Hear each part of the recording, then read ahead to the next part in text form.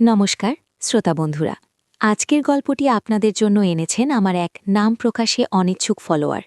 এই গল্পটি এতটাই গভীর, এতটাই আবেগী যে তা আপনাদের মন ছুঁয়ে যাবে নিশ্চিত। শুরুতেই বলি, এই চ্যানেলের সাবস্ক্রিপশন আপনাদের জন্য অত্যন্ত জরুরি, কারণ গল্পের কোনো এক ফাঁকে আমি আমার ব্যক্তিগত ইমো নাম্বারটি দেব, তাই নাম্বারটি পেতে হলে পুরো গল্পটি মনোযোগ দিয়ে শুনতে হবে।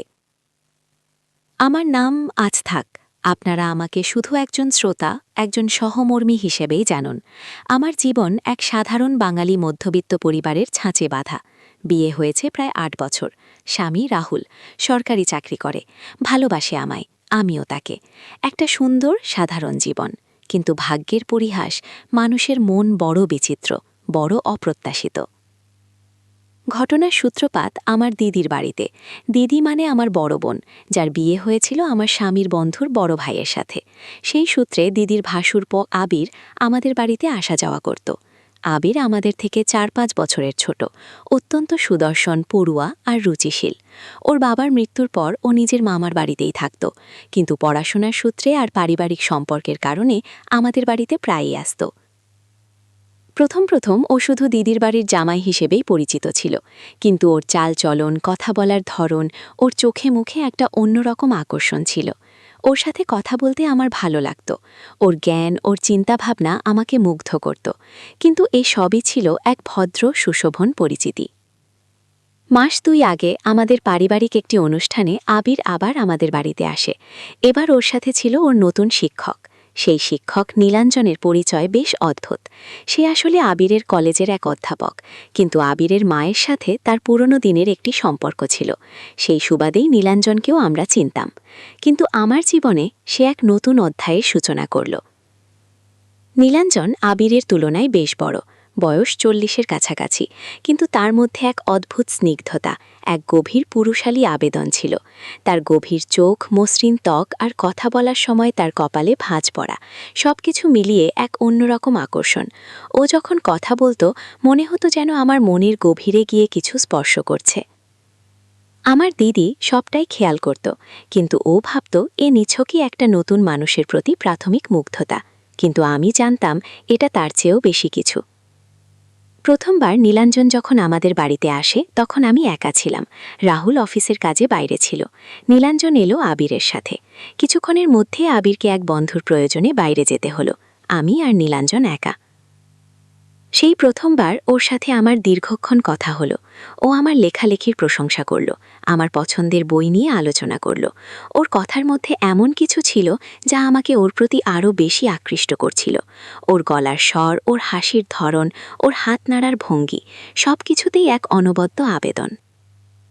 সেই দিন রাত শেষ হবার আগে নীলাঞ্জন আমার দিকে তাকিয়ে বলল, আপনার চোখে মুখে একটা অদ্ভুত শান্তি আছে, যা আজকাল খুব কম দেখা যায়। ওর এই কথাটায় আমার মনে এক অদ্ভুত ঝড় উঠল। আমি সরাসরি ওর চোখের দিকে তাকাতে পারছিলাম না। এরপরে নীলাঞ্জন প্রায়ই আমাদের বাড়িতে আসতে শুরু করল। আবির মাঝে মাঝে ওকে নিয়ে আসত, আবার কখনো ও একাই আসত, বলতো কিছু বই ফেরত দেবে বা কিছু দরকার। আমার স্বামী রাহুল সবকিছুতেই স্বাভাবিক।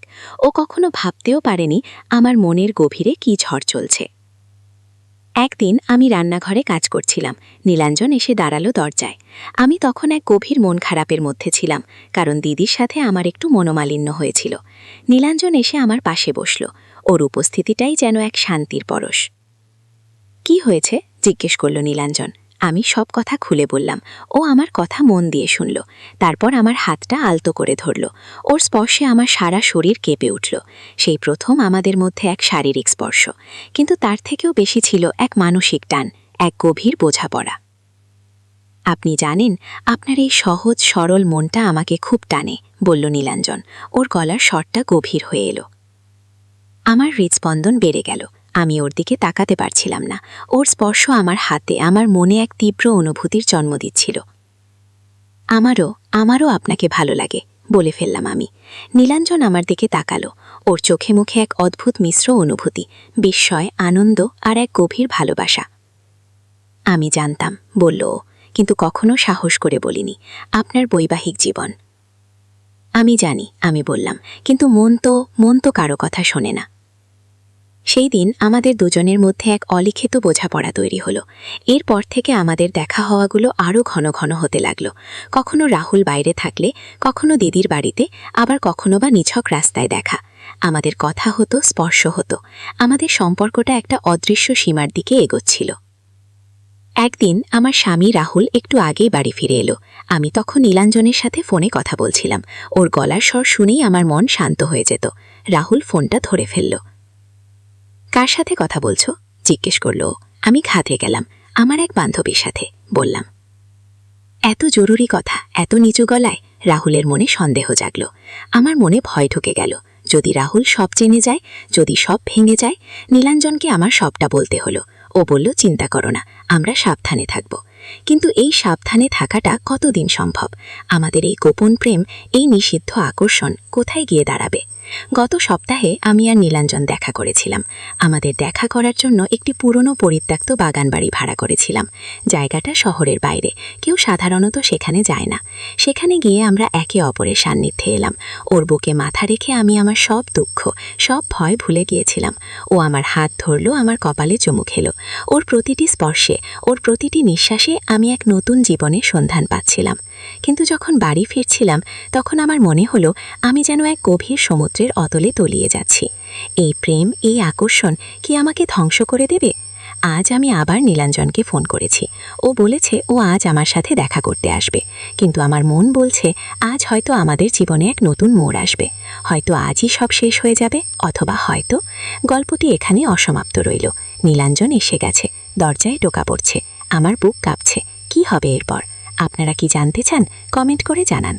আর এই চ্যানেলের সাবস্ক্রিপশন করতে ভুলবেন না। পরবর্তী পর্বের জন্য অপেক্ষা করুন।